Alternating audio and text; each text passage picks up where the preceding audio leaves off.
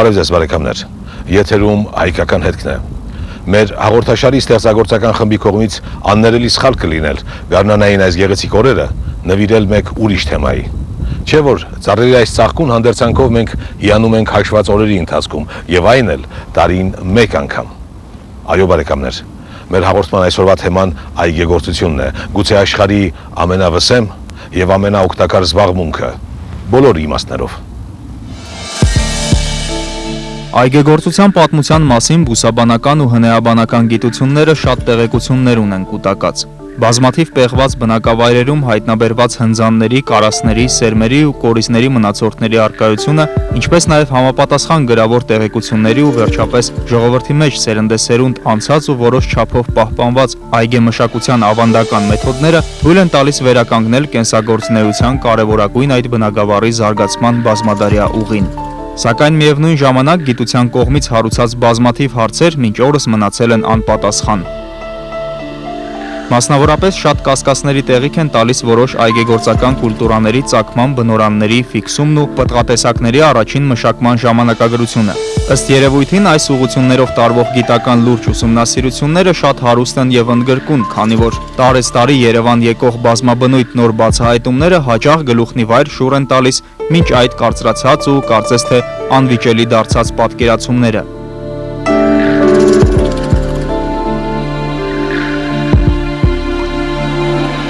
Ինչևից է անվիճելի է բազում փաստերով ամրապնդված այն իրողությունը, որ այգեգործությունը հավաքչության գործընթացի տրամաբանական հետևանքն է։ Քարեդարյան դարաշրջանի մարդկանց համար բույսերի, հատապտուղների ու վայրի մրգերի հավաքչությունը կեցությունը ապահովելու ամենապրիմիտիվ, սակայն միևնույն ժամանակ ամենաարդյունավետ միջոցը դարձավ։ Գիտնականները գտնում են, որ սկզբնական շրջանում մարդիկ անգամ պատկերացում չունենալով բուսատեսակների մշակման հնարավորության մասին, ակամայից նպաստեցին մոլորակի վրա առկա շատ պտղատու բուսատեսակների կենսաբանական տրանսֆորմացիայի գործընթացի վրա։ Սրա պատճառը շատ պարզ է ու հետաքրքիր։ Նախամարդիկ իրենց ճաշացանկերի մեջ էին ներառել մեծ քանակությամբ վայրի պտուղներ, որոնք հաճախ ուտում էին առանց կորիզահան անելու։ Բազմաթիվ տեսակների կորիզները պարզապես չէին մարսվում եւ արտաթորանքի հետ անվնաս հայտնվում էին հողի վրա։ Արտաթորանքն իբրև ինքնին պարարտանյութ, ապա եւ պատահմամբ վիճակված նպաստավոր տեղը խթանում էին ամենից առողջ կորիզի ակտիվ աճն ու բուսատեսակի պրոգրեսիվ վերարտադրությունը։ Նման գործընթացը կարող էր կրկնվել բազմաթիվ անգամներ, մինչև որ նշված բուսատեսակը ձեռք բերեր բարձր ու որակյալ բերքատվության կուլտուրա դառնալու բոլոր նախադրյալները։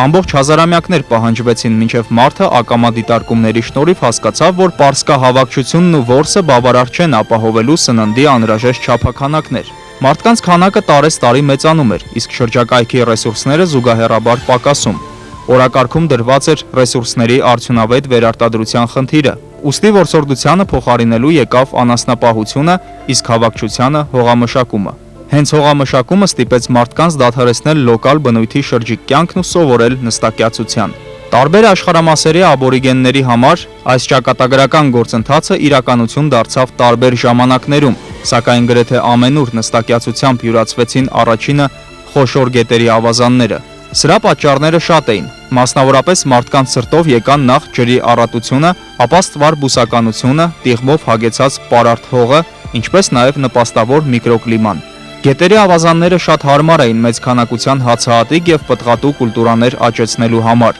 Հողամշակումը եւ այգեգործությունը լիուլի լուծում էին մարդու գոյության առաջնային նախապայմանը՝ սնվելու հարցը, ինչի արդյունքում հնարավոր դարձավ սևեռվել նաեւ ուրիշ օրակարգային խնդիրների վրա, այն է ներհամայնքային կյանքի կազմակերպչություն, կենսապայմանների բարելավում եւ այլն։ Վերջիններս իրենց հերթին խթան հանդիսացան անդրանիկ քաղաքակրթությունների առաջացման համար։ Պատահական չէ, որ մեզ հայտնի բոլոր հնագույն քաղաքակրթությունները ծագել են խոշոր գետերի ավազաններում, ուր ավանդաբար լայն թափ էին ստացել հողագործությունն ու այգեգործությունը։ Մասնավորապես այդպիսին էր եգիպտական քաղաքակրթությունը Նեղոսի ավազանում, շումերականն ու աքքադականը Եփրատի ու Տիգրիսի միջագետքում, չինականը Յանցիի ու Խուանխեի ափամերձում, հնդկականը Ինդոսի ու Գանգեսի ամբողջ երկայնքով եւ իհարկե Արարատյանը Արաքսի բովանդակ հոսանքին զուգահեռ։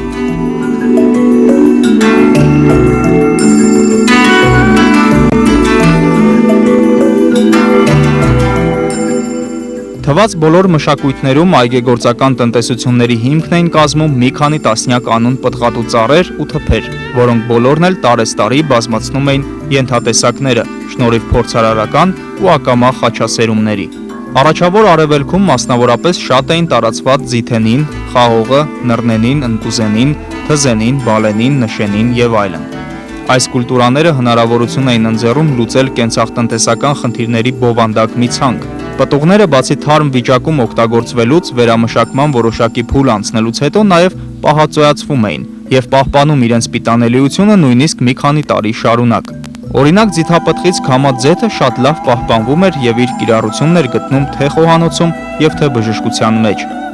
Խաղողը գլխավորապես վերածվում էր գինու, իսկ ընկույզից պատրաստվում էին յուղեր եւ նույնիսկ ներկանյութեր։ Մրգերի մշակման ու պահածոյացման հետաքրքիր ու յուրօրինակ միջոցներ էին գտել հայերը։ Բացի մեզ քաջ ծանոթ չրերից, նրանք կլոր տարի միրգը պահում էին նաև չջրազրկված վիճակում, լցնելով այն գարեջրի մեջ։ Այս եղանակը թույլ էր տալիս պտուղները պահել թարմ, միևնույն ժամանակ գարեջրին հաղորդելով համային տարբեր բույլեր։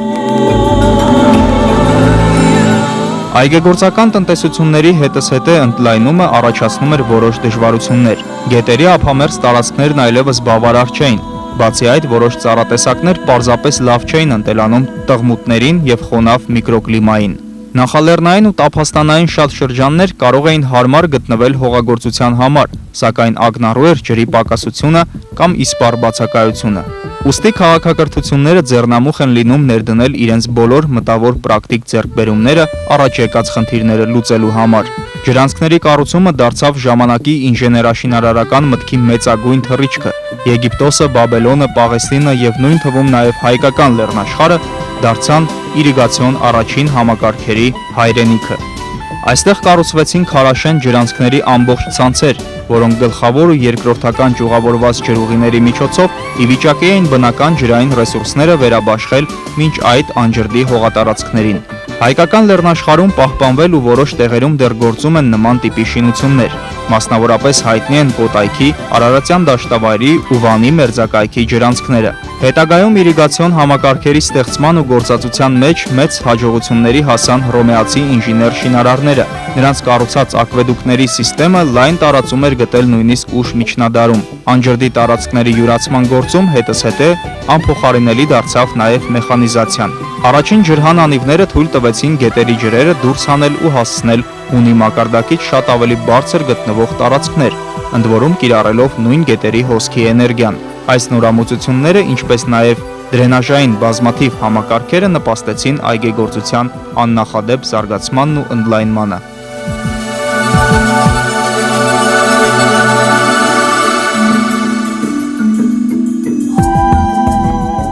Իր հերթին դարերով կուտակվող փորձը այգեգործների միջավայրում սիստեմատիկացվեց եւ ընդհանրացավ գիտելիքների պարփակ մի համակարգի մեջ, որը յուրացնելու պարտադիր պայման դարձավ այգեմշակությամբ զբաղվելու համար։ Նշված համակարգի մեջ էր մտնում օրացույցների հստակ իմացությունը, կլիմայական փոփոխությունների կանխատեսման եղանակները, բուսատեսակների կենսաբանական առանձնահատկությունների տարբերակումը, պարարտանյութերի զանազանումն ու վնասատուների չեզոքացման մեթոդների տիրապետումը։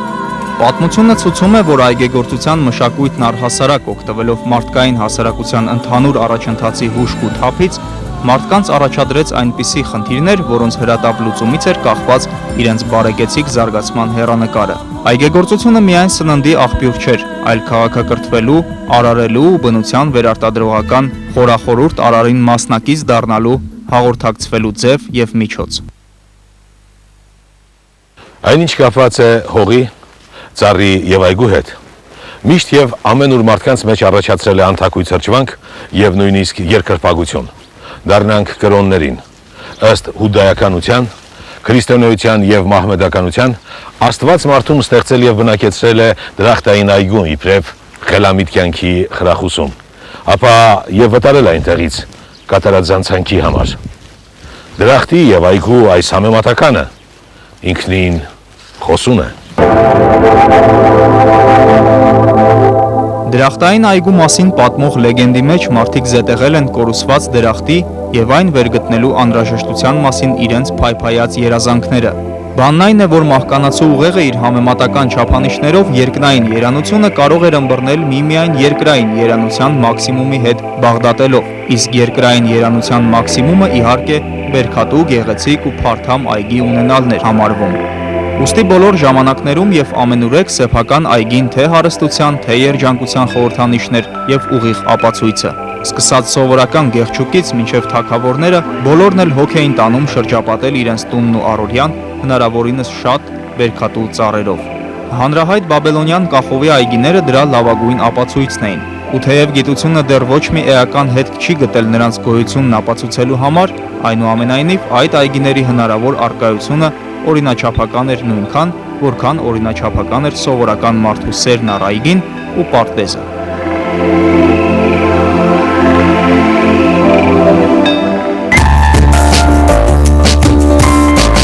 Հայերի մեջ այդ սերը վաղուց վերաճել էր պաշտամունքի։ Այգեգործությունը հայկական էթնոսի վարած տնտեսության նախահիմքն էր, եկամուտի գլխավոր աղբյուրն ու քաղաքակրթվելու առաջնային շարժիչը։ Ըստ երևույթին մեր նախնիները հաստատվելով հայկական բնաշխարհում շատ արագ ընտելացրեցին նախ աբորեգեն պտղատու ծառերի վայրի տեսակները, վերածելով դրանք կուլտուրաների, ապա յուրացրեցին նաև ներկրված պտղատեսակները, որոնց համար ուղղակի յուրային էին այդ երկրի բնակլիմայական պայմանները։ Քիչ է ասել, թե հայկական լեռնաշխարհը հարմար գտնվեց այգեգործության համար։ Այն պարզապես ստեղծված էր մարդկային կենսագործունեության այդ բնագավառը զարգացնելու համար։ Ուրիշ էլ ոչ մի տեղ եւ ոչ մի երկրում չես կարող համտեսել մեր հրաշքնուրը, մեր արևահամ խաղողը եւ մրգերի արքա ծիրանը։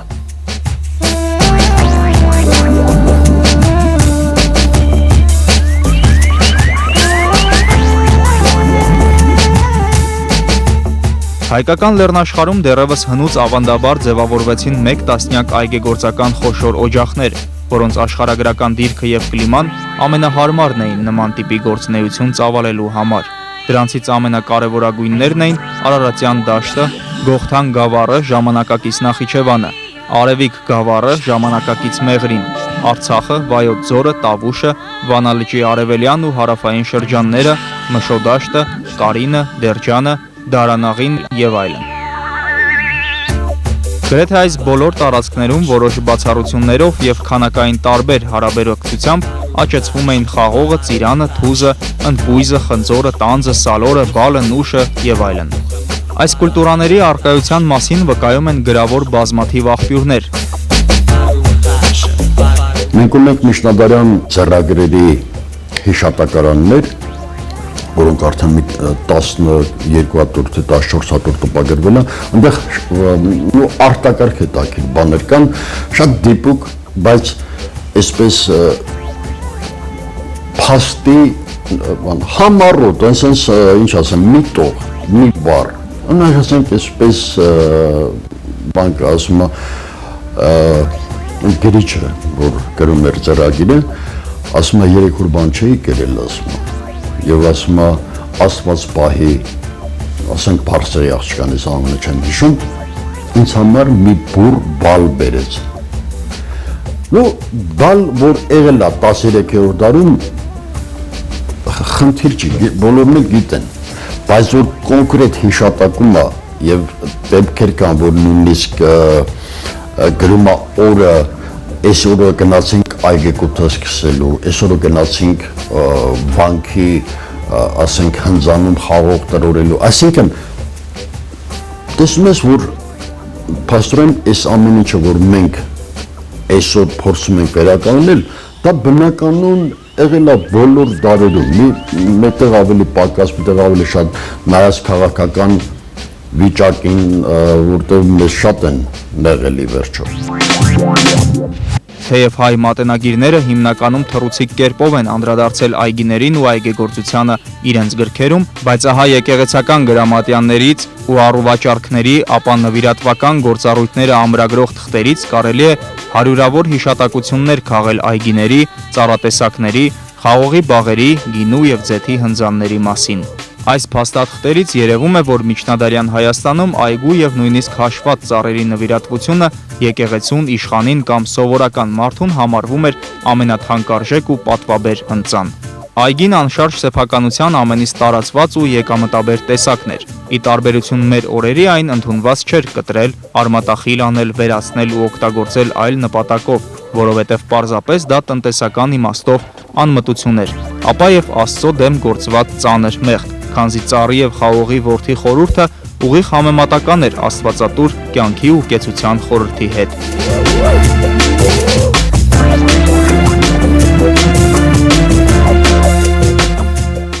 Հենց այս խորհրդապաշտությունով էր բացատրվում հայ քարագործ վարպետների, որմնաքանդակների նախասիրած եւ անփոփոխ մոտիվը։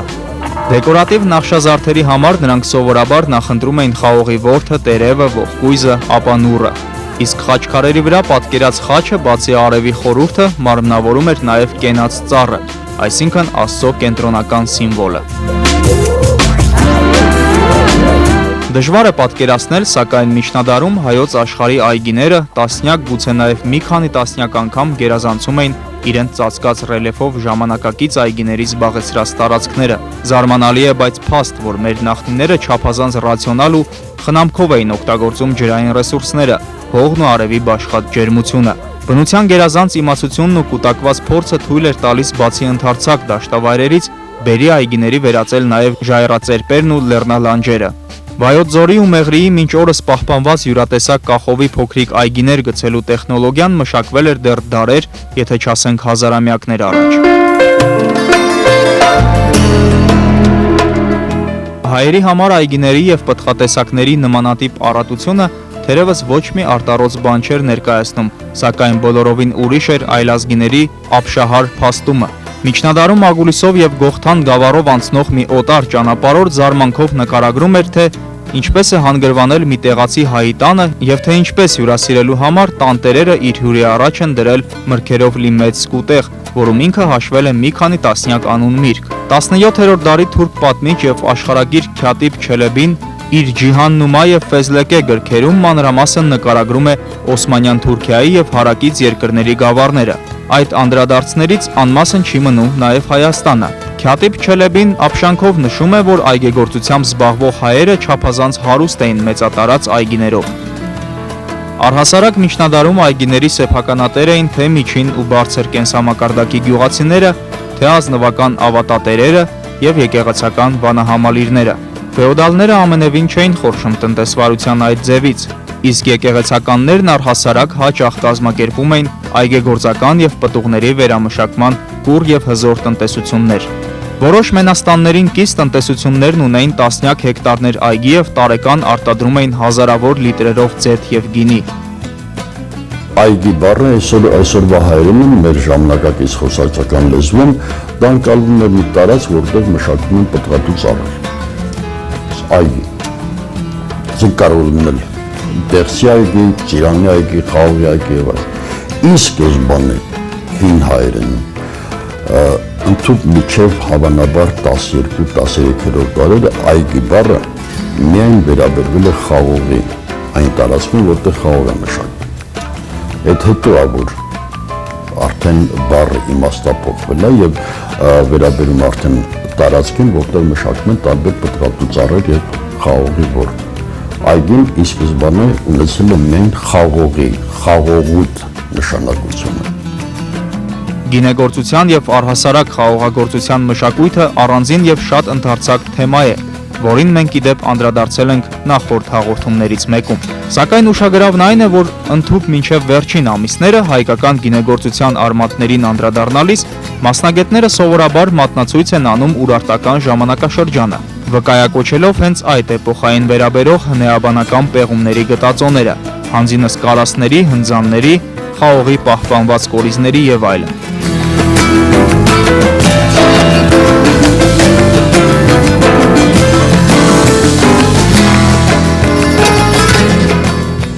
Հայկական գինու առավել վաղ ծագումնաբանության մասին իհարկե գիտեին բոլորը ու պարզապես վստահ էին, սակայն ներկայացնում էին դա իբրև ենթադրություն միայն, ուղիղ փաստերի բացակայությունից ելնելով, բայց այժմ արդեն Վայոց ձորի Արենի գյուղի մոտ եղած քարայրում հայտնաբերված հնձանն ու որոշ գտածոներ գիտնականներին առիթ են ընձեռել վստահաբար պնդելու, որ գինեգործության մշակույթը գոնե Վայոց ձորի լոկալ տարածաշրջանում ունի առնվազն 5000 տարվա պատմություն։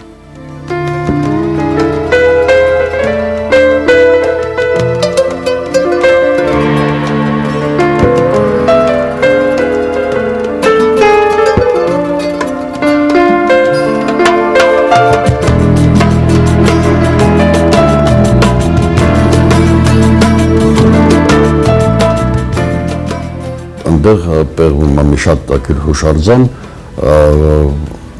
քարայր է դա, որտեղ կան բնակության հետքեր եւ երևի պաշտամունք են։ Դա դեռ չի ավարտվել, այս տարի պետք է շարունակվի, դեռ տարիներ կտևի այդ պեղումը, որտեղ բավականին հետաքրքիր է եւ ծավալը շատ մեծ։ Մի խոսքով, այնտեղ բացվեցին ուրեմն տնտեսական նշանակության տարբեր հատվածներ,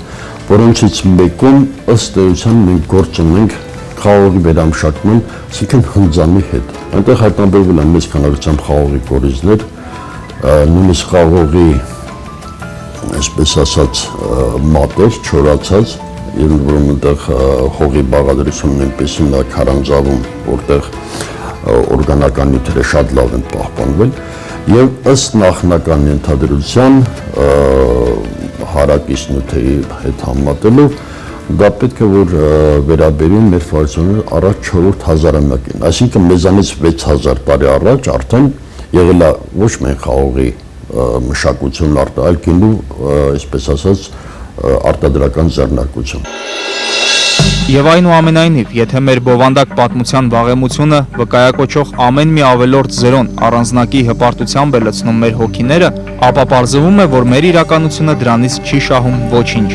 Մենք կարող ենք պարզապես սևեռվել քարացած մրգատեսակի մնացորդի վրա մի ինչ-որ քարայրում գտնված, պարզել դրա վաղեմության տարեթիվը, գրքեր գրել այդ մասին, ցուցադրել հեռուստատեսությամբ, զետեղել թանգարանում ու ցուցադրել օտարներին ապշեցնելու համար այն ժամանակ, երբ մեր կողքին, մեր շուրջն ամեն օր պարզապես ոչնչացվում կամ քամահրանքի են մատնվում ոչ թե քարացած, այլ կենդանի շնչող, բայց անտեսված ծառերն ու այգիները։ Խաղողագործությունը, եթե չասեմ անկում ապրում չէ, ասված չանի որ անկում ապրի, բայց նահանջապ։ Գիտեք, մարդ այսպես սիրտը ցավում է, երբ անցնում է, ասենք Մասիս Արտաշատ Արարատ այդ ճանապարհով այն Արարատյան դաշտերն ծաղիկն այդ հատվածը, որը արդեն վերածվել է կիսատափաստանի աղբանոցի անմշակ տարածքի Մասիսի շրջակայքում նորից աղուտները գլուխ են բարձրացնում։ Սա մեղադրանք չի մարդկանց խաղողագործների նկատմամբ։ Սա մեղադրանք չի ընդհանրապես ոչ մեկի նկատմամբ, բայց սա արդյունք է մեր այսօրվա պետականության, քաղաքականության։ Փաստը նա է, որ այսօր Հայաստանում խաղողագործությունը նահանջապ։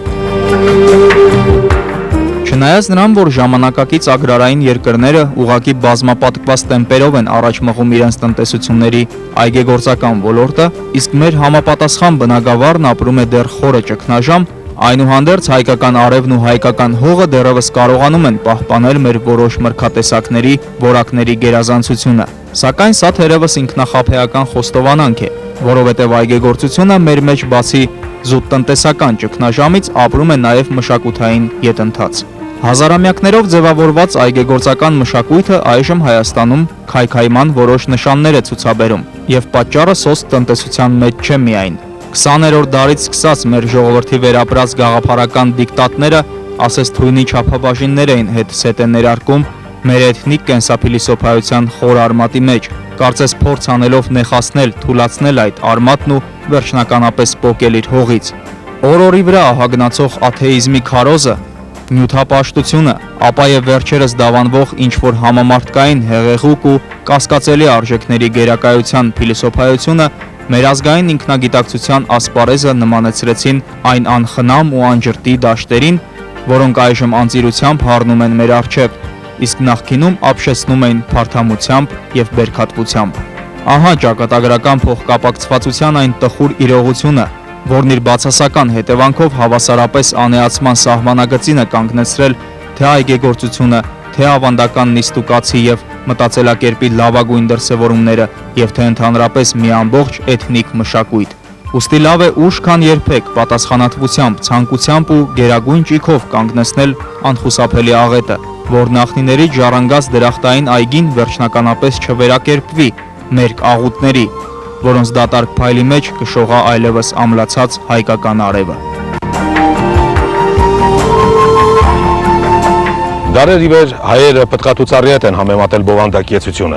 իսկ այն ջրող եւ խնամող այգեպանին նմանեցրել են Աստծուն, որը սիրով խնամում եւ պահպանում է իր ստեղծած աշխարհական այգին։ Խորախորհուրդ այս համեմատությամբ է ներծծված մեր հոգեվոր ազգային կենսափիլիսոփայությունը։ Ուստի մեր նախնիների շուրթերից սուրբ աղոթքի պես հնչել է. օրհնյալ լինի այգեպանը, օրհնյալ է բարևեր այգին։ Բարեկամներ, մենք սիրով միանում ենք այդ աղոթքին։